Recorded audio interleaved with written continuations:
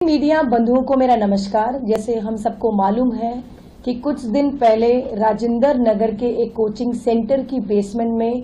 पानी भर जाने से 3 बच्चों की जान चली गई और अभी भी दिल्ली में मानसून जारी है और जगह जगह जो है वाटर लॉगिंग और जल भराव की समस्या देखने को मिल रही है। राजेंद्र नगर के केस को देखते हुए और जगह जगह जल भराव की समस्या को देखते हुए कुछ जो है हमने अधिकारियों को निर्देश दिए हैं। पहला, दिल्ली में जितने भी कोचिंग सेंटर्स हैं जो बेसमेंट में इल्लीगल तरीके से ऑपरेट हो रहे हैं, जितने भी बिल्डिंग बायलॉज हैं उन नियमों का उल्लंघन कर रहे हैं और उन सभी कोचिंग सेंटर्स पर एक्शन देने का निर्देश अगले दिन से ही दे दिया गया था और उस दिन से लेकर आज तक उन बेसमेंट्स पर एक्शन लिया जा रहा है और साथ ही उनको सील किया जा रहा है। दूसरा, एक समस्या और भी देखने को मिली राजेंद्र नगर के केस में कि वहां पर एनक्रोचमेंट थी। जहां जहां फुटपाथ और ड्रेन्स पर पूरी दिल्ली में एनक्रोचमेंट है, वहां पर एनक्रोचमेंट ड्राइव चलाया जाए और उन ड्रेन्स को खोला जाए जो एनक्रोचमेंट की वजह से ब्लॉक हो चुके हैं और जहां पानी की निकासी होने में दिक्कत करते हैं। तीसरा, अभी जैसे आपने देखा जहां जहां पानी की समस्या है, जल भराव हो रहा है, उन सभी इलाकों में स्पेशली जो वनरेबल पॉइंट्स हैं जहां पर वाटर लॉगिंग की समस्या ज्यादा है, वहां पर पोर्टेबल पंप्स लगाए जाए। जैसे आप देख सकते हैं जहां जहां समस्या वाटर लॉगिंग की आई वहां ऑलरेडी पोर्टेबल पंप्स को इंस्टॉल कर दिया गया है और कल ही मैंने कमिश्नर एमसीडी को निर्देश दिए हैं कि 24 घंटे 7 दिन जब तक ये मानसून है, एमसीडी के सारे अधिकारी और सारे स्टाफ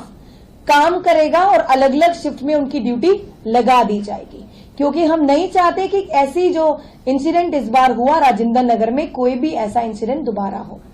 उसके बाद एक समस्या और देखने को मिली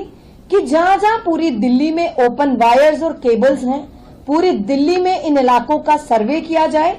और इमीडिएट एक्शन उन वायर्स पर लिया जाए और साथ ही जो हमारी एजेंसीज हैं एनडीपीएल और बीएसीएस, इनके साथ कोऑर्डिनेशन में वो काम किया जाए। क्योंकि हाल ही में एक केस देखने को मिला था जहां पर एक यूपीएससी एस्पिरेंट्स की करंट लगने से जान चली गई थी।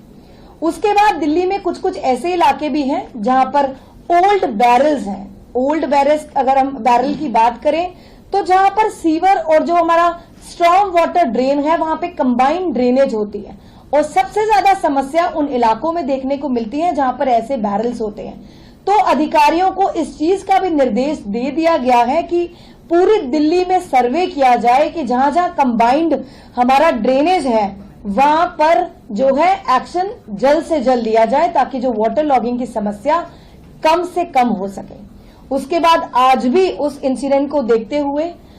जितने भी हमारे एमसीडी के आला अधिकारी हैं, आज हम तीनों ने, leader of the house Mukesh Goyal ji ने और हमारे डिप्टी मेयर आले इकबाल जी ने, हम तीनों ने मिलकर आला अधिकारियों के साथ मीटिंग ली। उस मीटिंग में हमने निर्देश दिए हैं सभी अधिकारियों को कि पूरी दिल्ली में वार्ड वाइज लिस्ट बनाई जाए कि कहां कहां दिल्ली में ड्रेनेज सिस्टम को रिवैम्प करने की जरूरत है। क्योंकि देखने में आ रहा है कि कितने सालों से 15, 20, 25, 30 सालों से दिल्ली में ऐसे बहुत से इलाके हैं जहां पर ड्रेनेज सिस्टम अभी तक कभी भी चेंज नहीं हुआ। तो अब देख सकते हैं कि वो जो ड्रेनेज सिस्टम है वो बैठ चुका है। तो वार्ड वाइज लिस्ट बनाने के निर्देश आज दे दिए हैं और इन्हीं जितनी भी लिस्ट बनेगी उस ड्रेनेज सिस्टम को रिवैम्प करने के एस्टिमेट बनाने के भी निर्देश दे दिए हैं और उन एस्टिमेट्स को मेयर डिस्क्रिशनरी फंड से काम चालू करवाने के भी निर्देश दिए हैं। क्योंकि हम चाहते हैं, दिल्ली में जो ड्रेनेज सिस्टम है बहुत पुराना है जिसकी वजह से दिल्ली में जगह जगह वाटर लॉगिंग और जल भराव की समस्या देखने को मिल रही है। अब इतने सालों से 25-30 सालों से ये ड्रेनेज सिस्टम चेंज नहीं हुए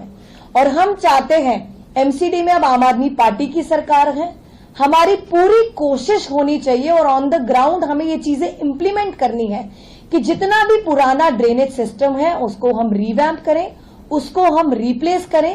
ताकि जो वाटर लॉगिंग की समस्या दिल्ली की जनता को झेलनी पड़ रही है वो ऐसा दोबारा ना हो और जो राजेंद्र नगर में जो एक दुखद घटना हुई ऐसी घटना भी आने वाले समय में ना देखने को मिले।